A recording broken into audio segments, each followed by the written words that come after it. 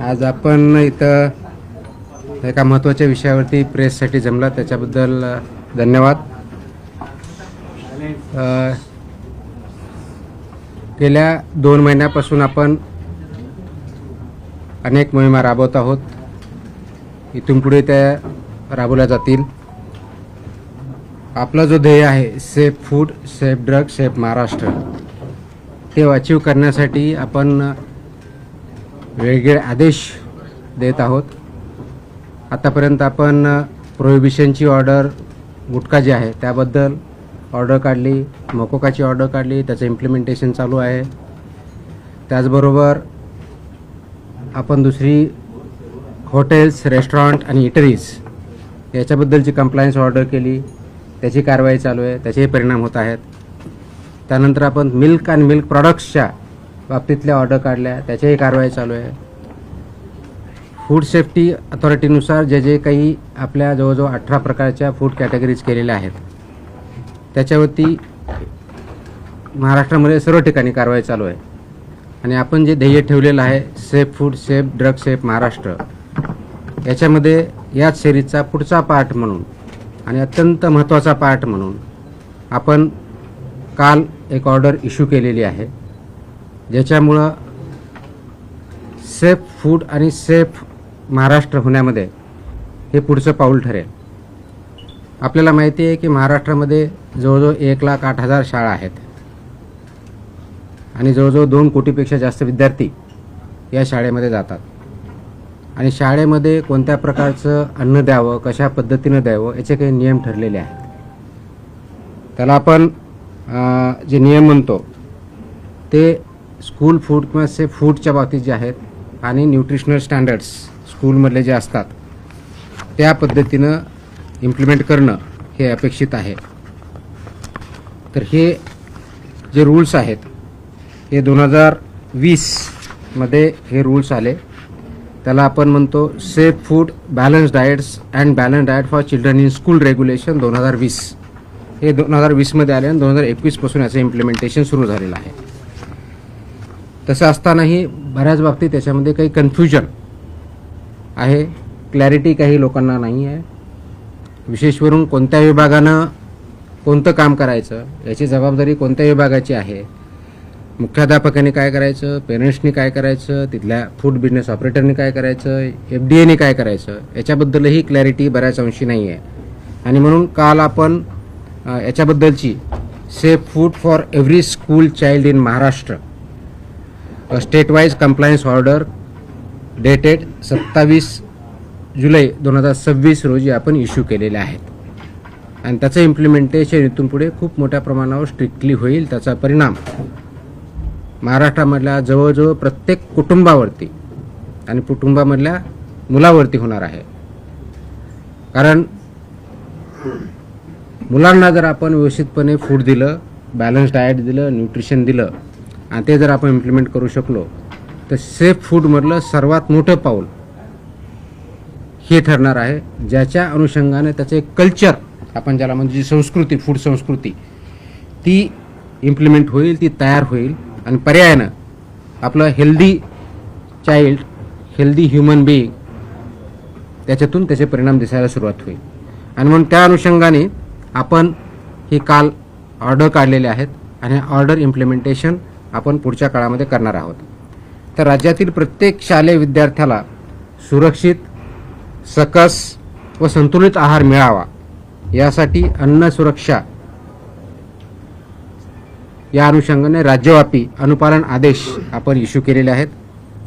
याच्यातले ठळक वैशिष्ट्य असं आहे की महाराष्ट्रातल्या सर्व शासकीय, निमशासकीय, अनुदानित, खाजगी, निवासी, नॉन रेसिडेन्शियल आणि सर्व मंडळ, मग ते SSC असेल, CBSE असेल, ICSE असेल, IGCSE असेल, IB असेल, कोणत्याही बोर्डची शाळा जरी असेल त्या सर्वांना हे लागू आहे. एडेड असेल, अनएडेड असेल, प्रायव्हेट असेल, गव्हर्नमेंट असेल, हे कोणतंही डिस्टिंक्शन याच्यामध्ये नाही.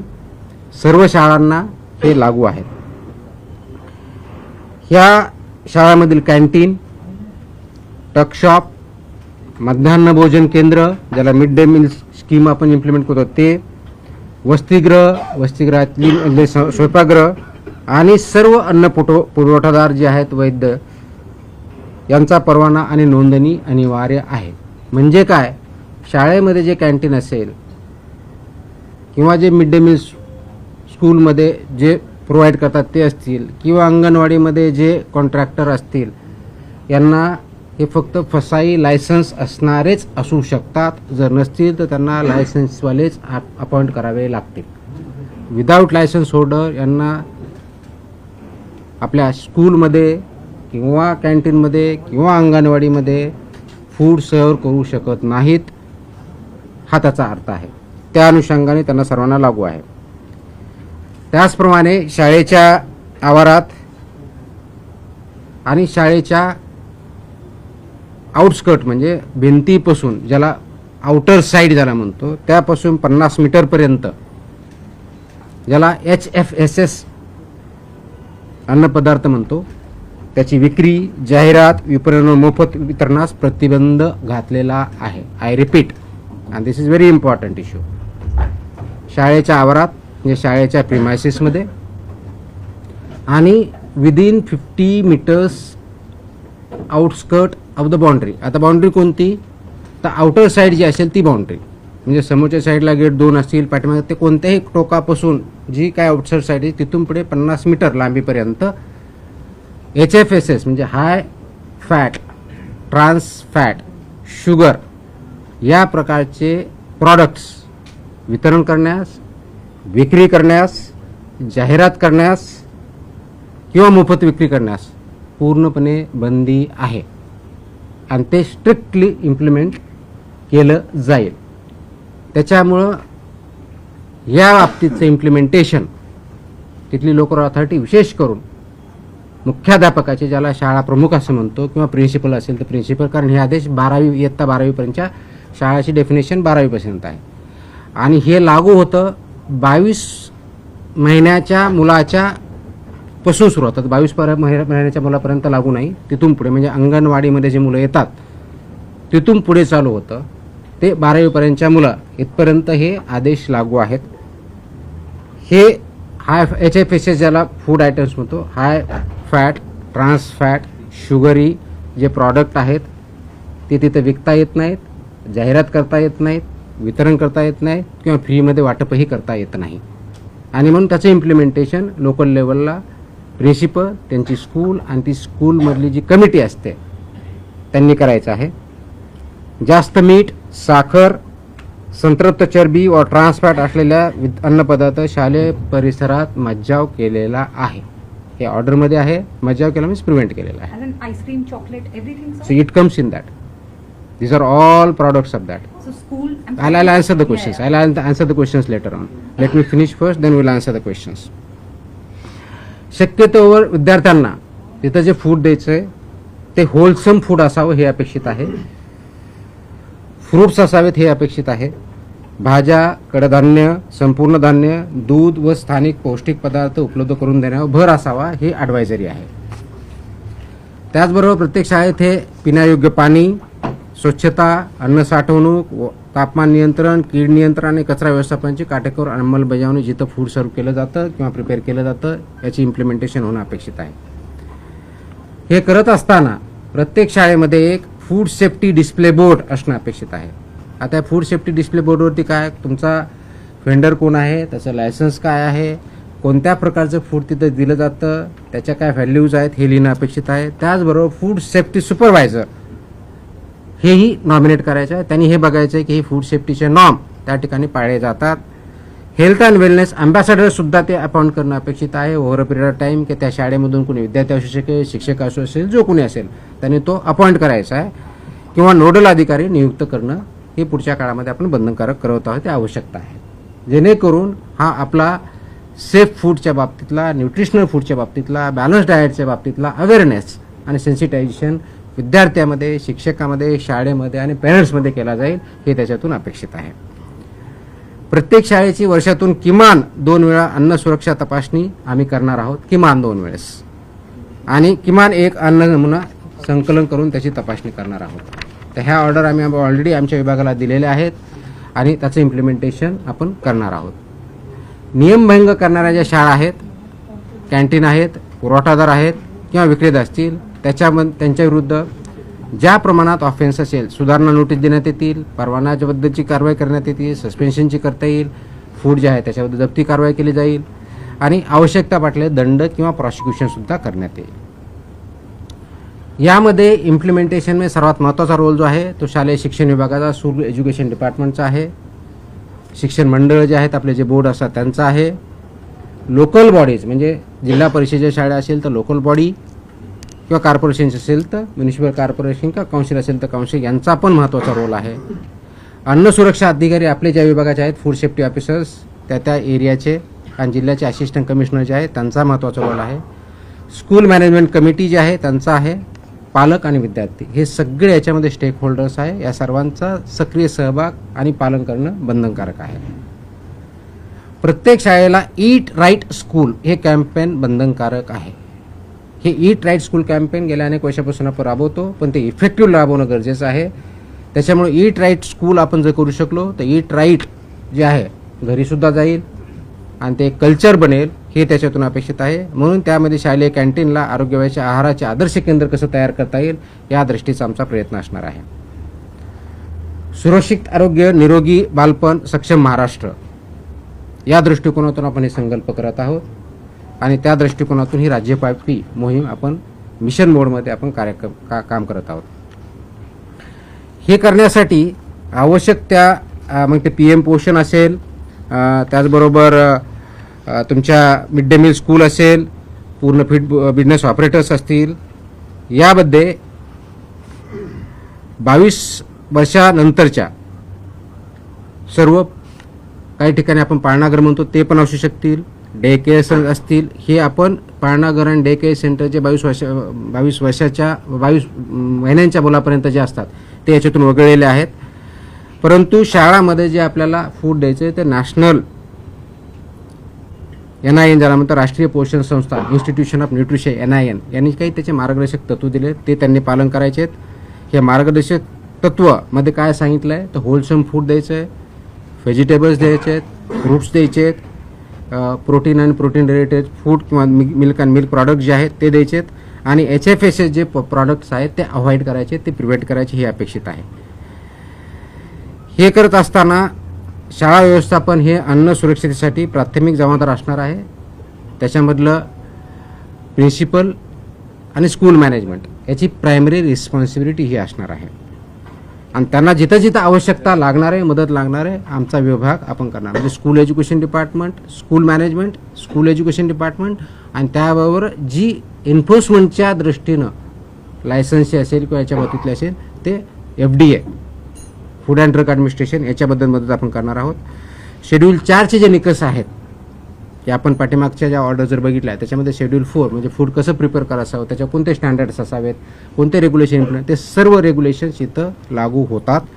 त्या दृष्टिकोनातून ते सर्व स्वच्छता निकष असतील, ट्रेन मॅनपॉवर किंवा फूड हँडलर्स असतील, हेल्थ अँड वेलनेस अँबॅसेडर असेल किंवा नोडल ऑफिसर असेल, हे सर्व तिथं अपॉइंट केले जातील.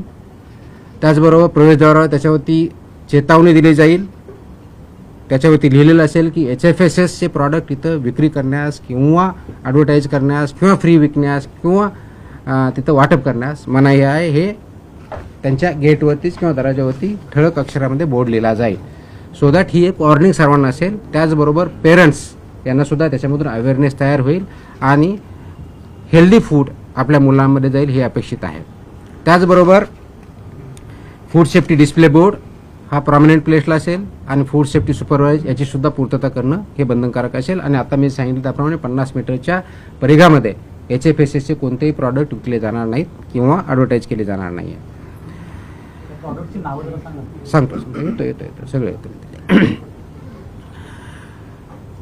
ही करत असताना याच्यामध्ये आपण eat right school, eat right campus, school nutrition policy, त्याच्यामधले food safety and standard rule 2011चा सबनियम 2.4 नुसार पूर्ण पार पाडले जाईल अशा दृष्टीचे आपण बघितलेले आहेत. सेफ फूड स्कूल बरोबर प्रत्येक विद्या हा हेल्दी चाइल्ड बनेल अशा दृष्टीनं आपण काम करत आहोत. हे करण्याच्या दृष्टिकोनातून गेल्या 1-1.5 महिन्यामध्ये आपण या वर्षाच्या अकॅडमिक इयर्समध्ये राज्यव्यापी एक आपण ऑलरेडी अभियान चालवलेलं आहे, ज्याच्यामध्ये 42 ठिकाणी जनजागृती किंवा अवेअरनेस कॅम्पेन आपण घेतलेले आहेत.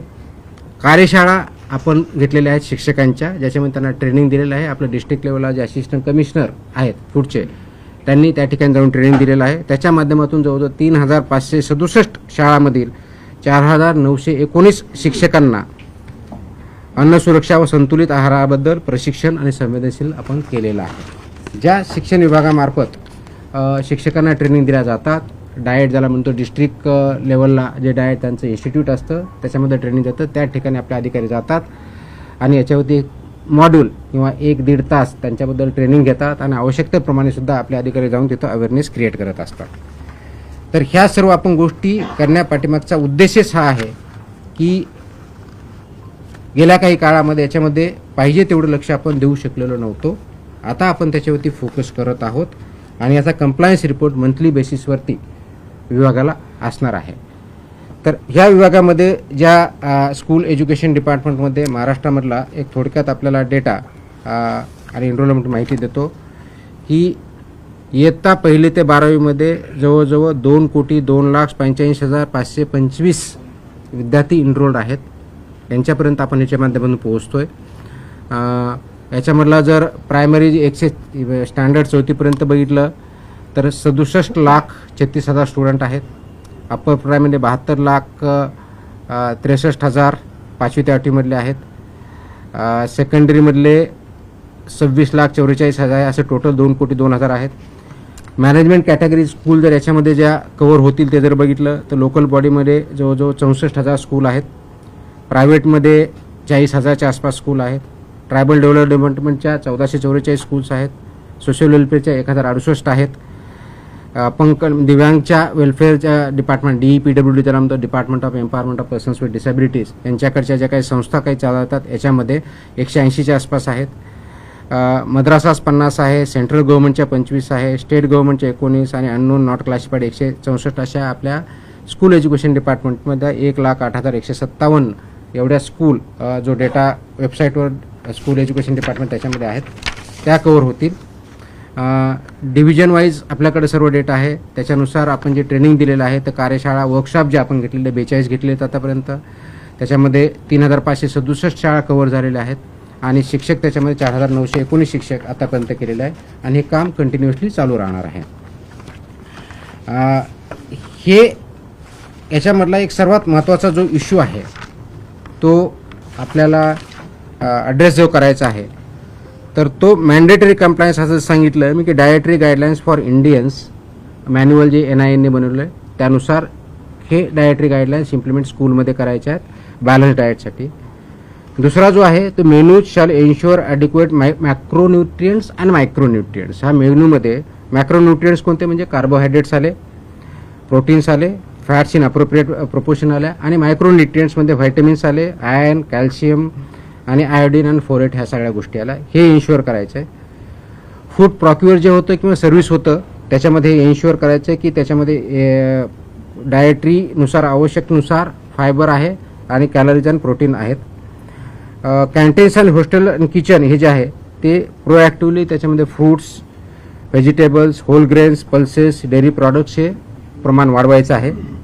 HFSS जे फूड आहे ते ॲब्सोल्युटली तिथे सर्व करायचं नाही, सोल्ड करायचं नाही आहे, डिस्प्ले करायचं नाही आहे किंवा फ्रीमध्ये करायचं नाही आहे. याच्यामध्ये स्कूल ऑथॉरिटीची रिस्पॉन्सिबिलिटी जी आहे ती जे FBO असेल किंवा स्वतः चालवायचे ते रजिस्टर्ड पाहिजे, फसाई लायसन्स पाहिजे, नंबर 1. नंबर 2 हे जे आपलं शेड्यूल 4 आहे रेग्युलेशनमधलं फसाईमधलं ते इम्प्लिमेंट करायचं आहे. 2011चे रेग्युलेशन्स पूर्णपणे इम्प्लिमेंट करायचे आहेत. त्याचबरोबर health and wellness ambassador designated officer under regulation 6(1) नुसार आपल्याला करायचं आहे आणि यानुसार सेक्शन 30 नुसार आपण जी ऑर्डर काढलेली त्याच्यानुसार I am directing that every school authority shall appoint and train such nodal officer आपण मॅन्डेटरी करतोय, यानुसार आपण करत आहोत. त्याचबरोबर जी responsibility of the school education department आहे ती अशी आहे की सर्व स्कूलमधलं FBO रजिस्टर आहे हे बघायचं आहे. मिड डे मील असेल, प्रधानमंत्री पोषण आहार असेल, याच्यासाठी शाळा पोषण आहार असेल, ह्या ज्या योजना आहेत याच्यामध्ये जे व्हेंडर्स आहेत ते रजिस्टर करून घ्यायचे. जर नसतील तर जे रजिस्टर्ड आहेत त्यांनाच अपॉइंट करायचं आहे. डिस्ट्रिक्ट आणि ब्लॉक एज्युकेशन ऑफिसरला याने त्यांच्याकडून डिरेक्शन जाणं अपेक्षित आहे की याचं पूर्णपणे मॉनिटरिंग आणि कंप्लायन्स होतं आहे, त्याच्यामध्ये त्यांचं रिपोर्टिंग होतं आहे. Food safety and nutritional standards implement होत आहेत, त्याचं कंप्लायन्स होतं आहे. आणि स्कूल एज्युकेशन डिपार्टमेंटनी इन कोऑर्डिनेशन विथ FDA बरोबर याचं इम्प्लिमेंटेशन होतं आहे. आणि तिथं काय टेक्निकल सपोर्ट लागत असेल किंवा एन्फोर्समेंट सपोर्ट लागत असेल तो FDA मार्फत दिला जाणार आहे. बोर्डनी काय करायचं आहे, तर बोर्डनी त्यांच्या ज्या गाईडलाईन्स आहेत त्याच्यामध्ये हे स्कूल फूड रेग्युलेशन्स हे मॅन्डेटरी करायचे आहेत, over a period of time comply करायचे आहेत. Annual food safety compliance certificate हे फूड बोर्डने करायचं आहे. त्यांच्या जे अफिलिएटेड स्कूल आहे त्यांना कंपल्सरी करायचं आहे, जे डॉक्युमेंटेशन ठेवायचं आहे आणि ऑन रेफरन्स फूड सेफ्टी कमिशनरला याच्यानुसार कंप्लायन्स करायचं आहे. ज्या स्कूल नॉन कंप्लायंट आहे त्यांच्यावरती ह्या बोर्डने कारवाई करायची आहे. शोकॉड नोटिसेस आवश्यक तिथे द्यायच्या आहेत आणि जर ते केलं नाही तर त्यांचं अफिलिएशन काढून घेण्याची सुद्धा कारवाई बोर्ड करू शकतं. या दृष्टीने त्यांनी गाईडलाईन्स काढायच्या आहेत. फूड सेफ्टी ऑफिसरची जबाबदारी काय आहे, तर मॅन्डेटरी इन्स्पेक्शन आपले जे आहेत त्या शाळेचे वर्षातून कमीत कमी 2 म्हणजे प्रत्येक 6 महिन्याला 1 कमीत कमी, त्याच्यापेक्षा जास्तही करू शकतात, त्याप्रमाणे करायचे आहेत. कव्हरिंग त्याच्यामध्ये काय काय बघायचं, लायसन्सिंग आहे का किंवा रजिस्ट्रेशन आहे का, शेड्यूल फूड्सनुसार हायजीन आणि मॅन्युफॅक्चरिंग आणि सर्विंग ऑफ फूड होतं आहे का, फूड सेफ्टी डिस्प्ले बोर्ड होतो आहेत का, appointment of health and wellness ambassador किंवा अंडरला ऑफिस केलं आहे का, absence of HFSS food products आहे की नाही हे बघायचं आहे. आणि विदिन प्रिमायसेस जे आहे रेग्युलेशन 3.5 नुसार कंप्लायन्स होतो की नाही हे बघायचं आहे. त्याचबरोबर collecting of food samples random basis होती, त्याचं चेकिंग ते स्टँडर्डप्रमाणे आहे का नॉन स्टँडर्डप्रमाणे हे चेक करायचं आहे. इनिशिएटिंग लायसन्सच्या आणि रेग्युलेशनच्या प्रोसिडिंग जर जिथं आवश्यक आहे त्याप्रमाणे कारवाई करणं अपेक्षित आहे. एन्फोर्समेंट ऑफ 50 मीटर झोन तो एन्फोर्समेंट करण्यासाठी मदत करायची आणि त्यांनी ॲक्शन घ्यायच्यात. School food safety inspection report हा असिस्टंट कमिशनरला 6 महिन्यातून कंपल्सरी द्यायचा आहे किंवा ज्या वेळेस सांगितलं जाईल त्यावेळेस कंपल्सरी द्यायचा आहे. and conducting sensitization sessions at school level, block level, district level हे त्यांनी करायचं आहे. असिस्टंट कमिशनर आणि जॉईंट कमिशनर त्या डिस्ट्रिक्टच्या झोनच्या आहे त्यांनी हे इम्प्लिमेंटेशन होतं आहे, जिथं कंप्लायन्स होत नाही त्याप्रमाणे इंटरव्ह्यू करणं, कोऑर्डिनेशन विथ स्कूल एज्युकेशन डिपार्टमेंटवर करणं, फूड बिझनेस ऑपरेटरला गाईड करणं, ह्या सर्व गोष्टी यांनी करायच्या आहेत. आणि सर्वात महत्त्वाचं म्हणजे ईट राईट स्कूल इनिशिएटिव्ह जो घ्यायचा आहे ह्या सर्व शाळांना कंपल्सरी करतोय आणि ईट राईट इनिशिएटिव्हच्या माध्यमातून हे स्टँडर्ड्स आपल्याला तोपर्यंत पोहोचवायचे आहेत. आता आपला जो बेसिक प्रश्न येणार आहे की 50 मीटरमध्ये high fat, trans fat, sugar हे प्रॉडक्ट याच्यामध्ये बॅन आहेत. आजही बऱ्याच ठिकाणी शाळेच्या किंवा ज्याला ज्युनियर कॉलेज आपण म्हणतो जी 12वी शाळा असते तिथपर्यंत कॅन्टीनमध्ये असे प्रॉडक्ट्स भेटले जातात. They will be acted against as per आपले जे रेग्युलेशन्स आहेत त्याप्रमाणे त्यांच्यावरती कारवाई होईल. Within the premises and outside within 50 metres periphery of the boundary. Distribution करता येणार नाही, ॲडव्हर्टाइज करता येणार नाही, सेल करता येणार नाही, फ्री वाटप करता येणार नाही. 15 अगस्त पे लड्डू मिलते थे स्कूल में, what about that sir? Not Like, allowed. At least in my generation, Not allowed. that's what happened. I mean, high fat, high sugar is not allowed. Please understand. पहले मुझे बोलने दो, फिर आपके सबके सवाल के जवाब मैं दे देता हूँ, ठीक है? अब ये क्यों कर रहे हैं? Please understand. हा करण्याचा उद्देश एवढाच आहे की शाळेमधल्या विद्यार्थ्यांचा ग्रोथ फिजिकल आणि मेंटल किंवा इंटेलेक्च्युअल हा जो ग्रोथ आहे त्यांच्या रिक्वायरमेंट्स आहेत. ज्या वेळेस मुलं लहान असतात किंवा ग्रोईंग फेजमध्ये सर्वात जास्त रिक्वायरमेंट ही प्रोटीनची असते, फायबरची असते, मॅक्रोन्यूट्रियंट्स आणि मायक्रोन्यूट्रियंट्सची असते. हे बॅलन्स डाएट त्याच्यामध्ये जायला पाहिजे आणि ते खाल्लं तर त्यांचा ग्रोथ बोथ इंटेलेक्च्युअल आणि फिजिकल चांगल्या पद्धतीने होतो हे त्याच्यातून अपेक्षित आहे. आणि म्हणून हे 2020 मध्ये हे रेग्युलेशन आलं आहे. आय रिपीट 2020चे रेग्युलेशन्स आहेत आणि त्याचं इम्प्लिमेंटेशन 2021 पासून झालेलं आहे. त्याच्यामुळे ह्या शाळांना माहीत नाही, आम्हाला माहीत नाही, पेरेंट्सला माहीत नाही आहे असं आपण म्हणणं हे धाडसाचे ठरेल.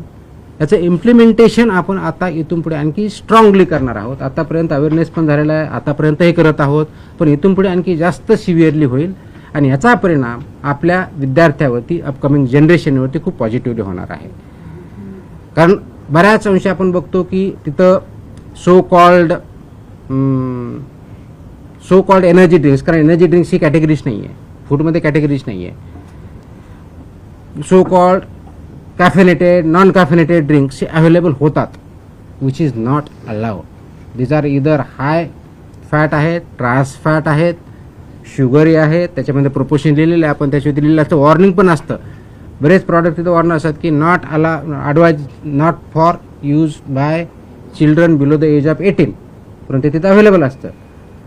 माझी 3 सूचना वजा विनंती आहे त्याच्यामध्ये. Number 1, principles of the school and school management त्यांनी याचा खूप सिरियसली कॉग्निझन्स घ्यायचा आहे. आपल्या शाळेमध्ये, शाळेच्या प्रिमायसेसमध्ये किंवा विदिन 50 मीटर पेरिफेरीमध्ये ज्या गोष्टी अनुज्ञेय नाही आहेत खाण्याच्या, फूड बाबतीतच्या, त्या 100% प्रिव्हेंट करणं ही आपली जबाबदारी आहे. त्या दृष्टीनं शाळेच्या मॅनेजमेंटनी आणि प्रिन्सिपलनी इनिशिएटिव्ह घ्यावं, कारवाई करावी. नंबर 1.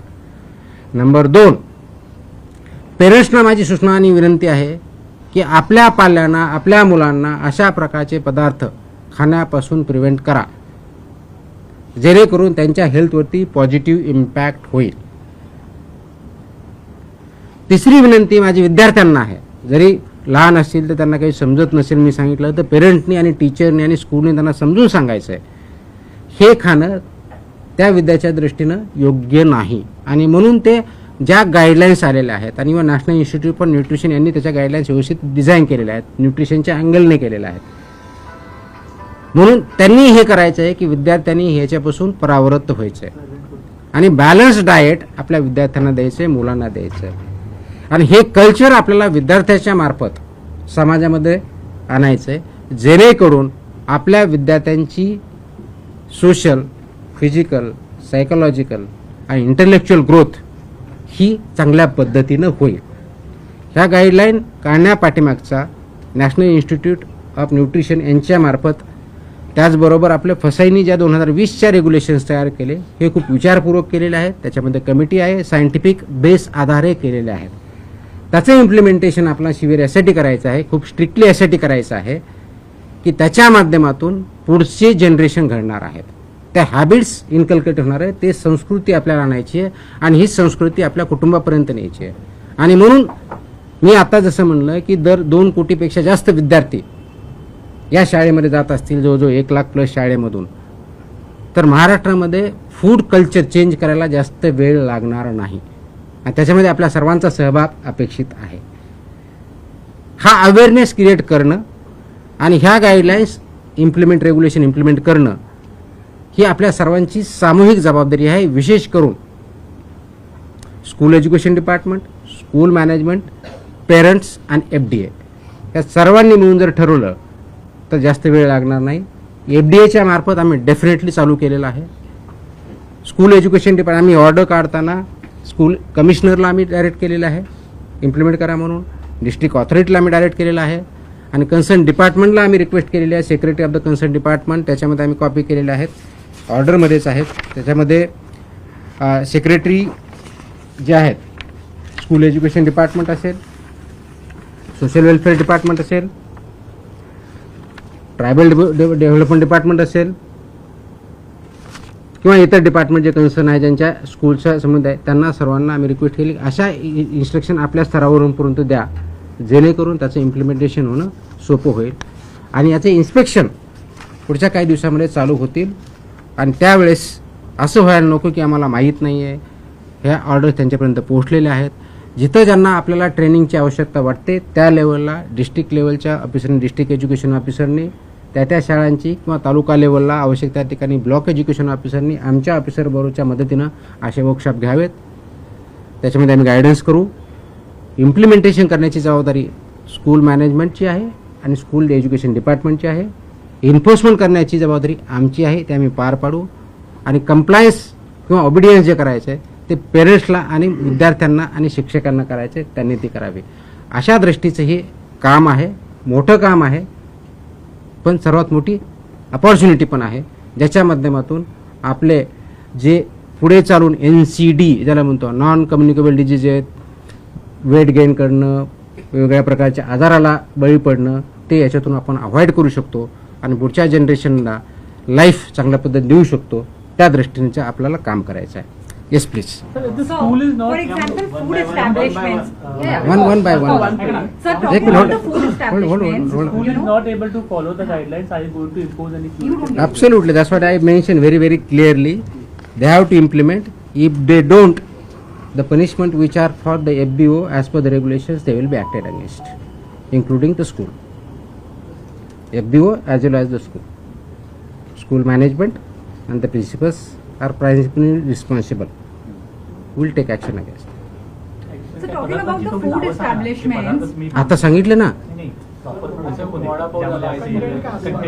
will be included. त्याची लिस्ट आता एवढी मोठी लिस्ट Exactly. What I आहे. want to know about the compliance part, sir. Food deep establishments, when they are in deep violation, deep fried items, sugary items, trans fat items.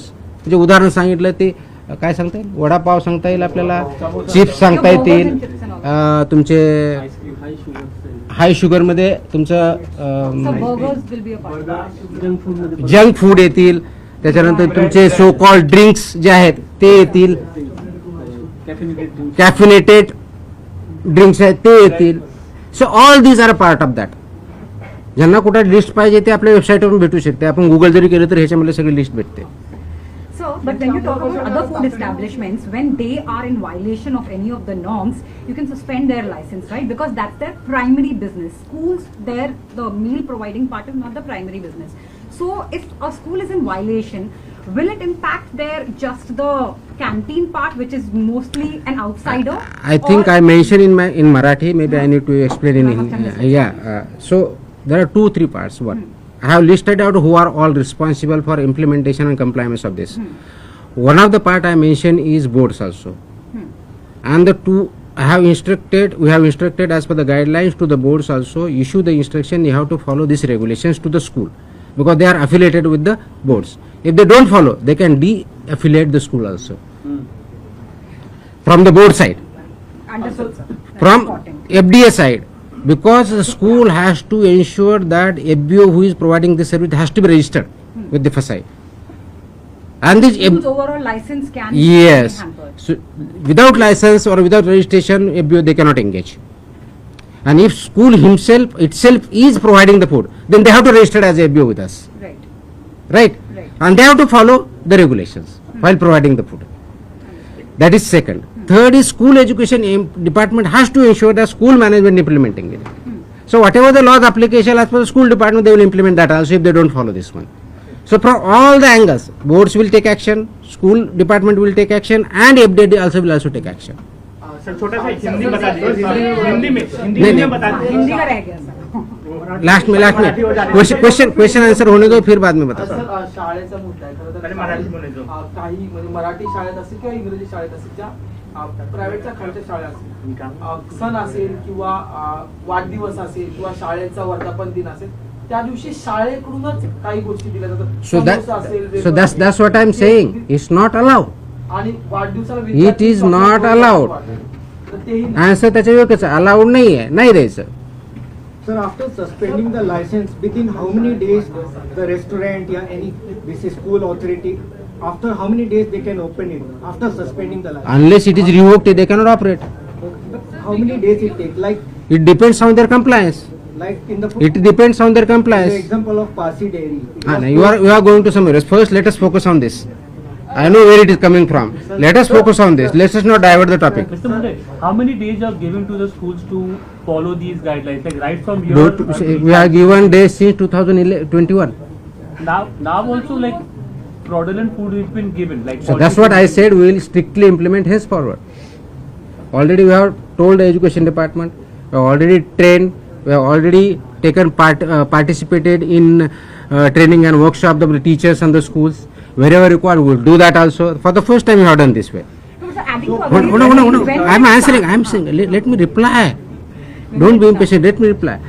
So, it is an ongoing process right from the 21. This regulation came into existence, implementation 21. What we are doing this now, we are issuing this separate order right now, compliance order, which are not issued, which is not necessarily that way because those are in existence and implemented. We are telling everybody, every stakeholder, implement it, we will enforce it strictly and we will take action. So, if you want to say, is it being implemented from today? Yes. If you ask me when was it started in 21. So the timeline is already gone. So we are trying to ensure it is there, and the purpose is the larger objective is healthier student. That is the whole issue. Sir आपने कहा कि urban principles इसमें urban मध्ये whatever you are saying might be implemented, okay, but तुमचं department जे department आहे जे food provide करतं शाळांमध्ये, We don't provide food. दुसरं डिपार्टमेंट बोलतोय ते प्रोव्हाइड करतं, म्हणजे अशा पण शाळा आहेत ज्या शाळांमध्ये ज्या तुम्ही आता डायटरीच्या गोष्टी केल्या, व्हेजिटेबल हे सगळं आलं पाहिजे, अशा पण शाळा आहेत जिथे फक्त डाळ आणि पाणी मिळतं फ्रॉम द डिपार्टमेंट, तर त्याच्यासोबत फूड डिपार्टमेंट काय? I think it's very generalized statement. त्याचा मेनू पण ठरलेला आहे.